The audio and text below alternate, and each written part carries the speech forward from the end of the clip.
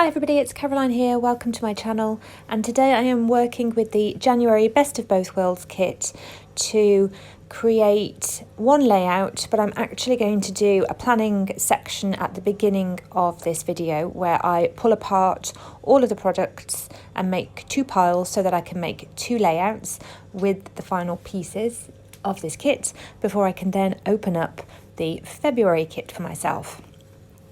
So I have one sheet of 12 by 12 paper left, which is this this scissor motif.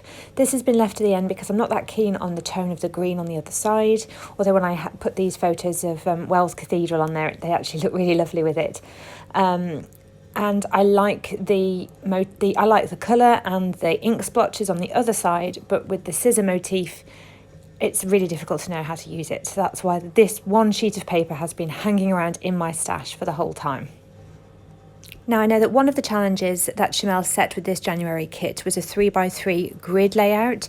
I also know that I want to scrapbook those photos of Wells Cathedral, which I've already printed. So my process at the moment is to go through all of my scraps and the journaling cards and see which I feel will go well with those photos of the cathedral, and then whatever I've got left, I'll pull together and then find a story, some photos that will work well with that. So the one page, I'm using the photos as the prompt, and the second pile of products, which will be my second page, I'm just going to use the products to guide what stories I tell. You'll notice that the pile on the right hand side with those photos that are already printed, the tones there are greens, they're quite soft. And the ones on the left hand side, I'm going for the pinks and the more of the sentiments, things to do with work, things to do with goal setting, that kind of thing is in that left hand side. Really, for the cathedral photos, I want to tell a story that we've been to Wells for the very first time. We've never been there before. We really enjoyed it. It was a really beautiful city. We definitely want to go there again. But I don't need a lot of those sentiments that I've got left over in this kit from those cut apart sheets. So really I'm just pulling in the papers, and then for the second pile of products I'm pulling in sentiments and colours and icons.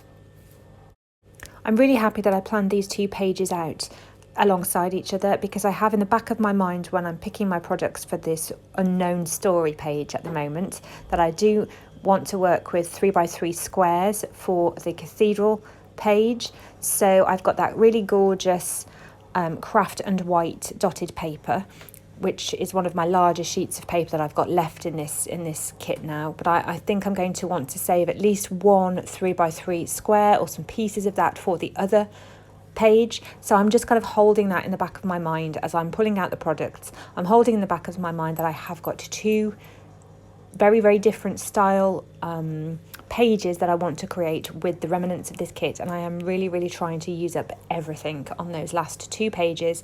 I don't want to put anything into my stash if I can help it, other than the sticker book and the remaining alphas. Next, I am deciding what I'm going to use as the background for my 3x3 page. I've got these tonal pieces of paper left, so I'm just going through some cardstock that I have nearby and working out what works nicely with it. I've got a really lovely craft that works well and a charcoal grey, so I'm putting both of those with those products, making a page pack, and I will come back to that in another video. I've decided I'm going to work with that motif paper with the scissors on. I found a piece of pink cardstock in my stash that matches the pink grid paper really, really well. So I'm actually going to create a border around the outside of the scissor paper with that, just to give it a bit of a grounding and to break things up a little bit. And I've got a perfect story that matches finally the scissor motif, so I'm really, really happy about that. I do like my papers to match when they've got a motif on them like this. It would feel really silly for me to have scissors as my main motif in the background paper and be telling a story about, I don't know, a walk in nature or something. For my brain personally, it's got to match a little bit if it can. Now, because I have those three 3x4 photos in a horizontal line across the centre of the page, I want to add in a fourth 3x4 element to ground everything down and to really make the shape that I'm looking for with this design. So I've trialled out a few of the elements that I've cut out, 3 of the cards that I've got left, and I'm going with this Today is the Day sentiment card. It matches my story perfectly, so really happy that I happened to keep that one behind. And what I'm doing now is creating a horizontal mat that those 4 elements will be able to sit upon. I'm just measuring here to check that I am going to have at least 1 scrap of this paper that's going to be 3 by 3 inch square for my final page with this kit, which I have, so that's just lucky. If I hadn't, it's just what it was. But I'm using every bit of it because I really loved this craft with the white kind of, not polka dot, but a scattered dot.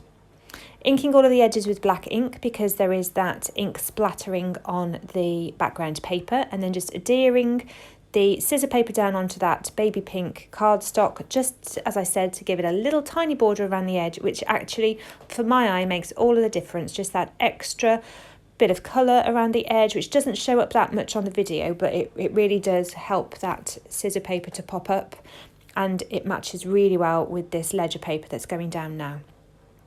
I'm lightly tacking down the pink and the craft paper and just going to start arranging those photos and that sentiment piece on top of the craft paper. I will be moving that pink paper down a tiny touch because it feels a little bit like it's floating in midair there. Just ½ an inch down made all the difference, and I'm really happy with the final placement of these pieces of paper. And the design that I'm going to be going with is going to be a horizontal focal point with building up on the vertical from the pink ledger paper up, and kind of that right angle look again. A similar design to the previous story and the previous project that I made with this kit, but slightly different and looks completely different because I used a different photo configuration with that last project. Now at this point I could leave those 3 photos and that journaling card on the craft, and that would be perfectly lovely, but because I'm trying to use up all of the scraps and all of the pieces from this kit, I have a couple of border strips left over that I haven't used yet, that I haven't allocated to that other story about the cathedral, so I will end up popping that underneath the craft paper just to add in an additional layer, some additional colours, and I really like the way it looks.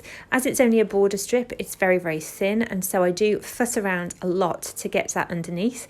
I don't know why I didn't consider that I was going to do that before. I'd already adhered everything down, and because I wanted a little tiny touch of all of the colours on that border strip to show, but I don't want a gap between the craft and the border strip, it takes a lot of moving around just to get it in exactly the right spot for me. It's still not completely the spot that I wanted because I have got a little gap, but I decide I'm just going to go with it and fill that gap later on when I'm adding in embellishments with a sticker. Considering now where I'm going to pop my title, because I missed my title on the last layout that I did, which was a disaster. So I know that I'm going to put it at the top of that pink ledger and then right on the ledger. So I don't need to actually plan out a journaling card. I'm great to use the 3x4 sentiment cards on this layout, which works really well because the journaling card that I've got left is a to-do list, and that doesn't actually fit the story at all, whereas the sentiments that are on these sentiment cards match the story really well. I'm going to use that Good Vibes Only up at the top there to create that right angle that I was talking about, but I do decide to fussy cut out that clipboard motif. It helps because it just takes off the edge of the border, makes things a little bit smaller, helps it to fit in there without looking too overwhelming, and also it just breaks the shape up a little bit. So although it stays kind of rectangular, it's softer, it's a bit more organic, and I'm just inking the edges again with black as I've been doing all the way through. Really happy with the way this is starting to look. I had that tiny little bit of navy blue paper, and I've just decided to pop it in here just because it was there and I didn't want to throw it away. I knew that if I popped that into a stash basket, it would never ever get used again. So great to just get it onto the page, get it used up, and a nice little grounding spot, an element, a touch of darkness on the page to add some embellishments later on and layer things up on. So in a moment you're going to watch me fuss far too much, even at a sped up pace with that border strip and trying to get it so that the colours show and there's no gaps at the bottom of the page. I'm happy with the way it looks. I'm a bit irritated with how long it took me to get it down on paper. Probably should have stopped the video so you didn't have to watch me fussing around with it too much, but that's the reality of things. And it looks really good. I'm really glad that I used that colourful piece along the bottom because it just brings in all of the colours that were in this collection and that show in different areas across the page. So before I start working on my title, I'm going to stick down that Good Vibes Only, and I'm going to pop that onto some pop dots just to give it a little bit of added dimension. I decided that I wanted it to sit above the pink ledger paper because I really liked the design motifs that were in the bottom right of that piece, and that they'd have been lost if I'd have tucked it underneath the sheet. So it looks really good popped up, and once I've got that stuck down, I'm going to start my title. So I'm going to put that onto the pink ledger paper, as I said earlier, and I'm going to use the white alphas that came with the kit. I decide when I start sticking the alphas down that I want a change. I want to switch in some different alphas for one of the words to really make it pop. And so you'll see that I just pull in some really large black thickers from my stash, and I'm really glad with the way it looks. I have already got a dark element on there because of that navy blue, so I think it works well. But I will bear in mind now that I've got two elements that are dark on this page, and I need a third for my mind and my eye to not be slightly jarred. Luckily, there are some black elements in the sticker book, and I know there's some chalkboards, so I'm going to head to that sticker book now and look for some navy and some black to just spread that dark tone around the page to help everything feel really coherent. I've really enjoyed working with this sticker book. As I said in a previous video, I don't normally buy them because I find I get a bit bored with them after a while. They're a little bit samey, but they've worked really, really well. And it just happens that the sentiments that are in this book have fitted lots of stories that I wanted to tell, and I've still got lots of product left to kind of add into my stash and keep with my best of both world extras. I haven't used any of those monthly stickers, so I'll see how I go through February, and if I don't dip into those at all, I think I might switch them out and maybe pop them in with my planner supplies so that I get the most out of them, so I make sure that I use them, or I could even use them in my journal. I like to do a monthly kind of journal spread at the start of the month just to set the month up in my journal, so I may use them throughout the year, dotted here and there. I haven't used them on the January page, so I certainly don't want to use them on every page going forwards, but I can certainly switch them in every month or so and make sure that I'm getting the most out of my stash. Here's where I'm using that navy blue border strip to bring that navy from the scrap of paper that I used and to bring that dark tone across the page into a visual triangle. Really happy that I happen to have that navy left. Struggling a bit with where to put the tiny, tiny bit that's left over, just so that I've got that heart on the navy in 3 places on the page. Continuing to bring in that dark tone with a couple of the chalkboard stickers, one up on the top right cluster and one will be down on the bottom left cluster. And I've already spotted that there is here it is, the sticker of the book stack. I want to add those in because it really, really complements the story that I'm going to tell. So I'm going to pop that up on pop dots, and it just happens that it fits really well in the gap under that chalkboard on the top right. I am going to move it in a little while because I'm not too sure whether I like it there, but I put it back and that's where it ultimately stays.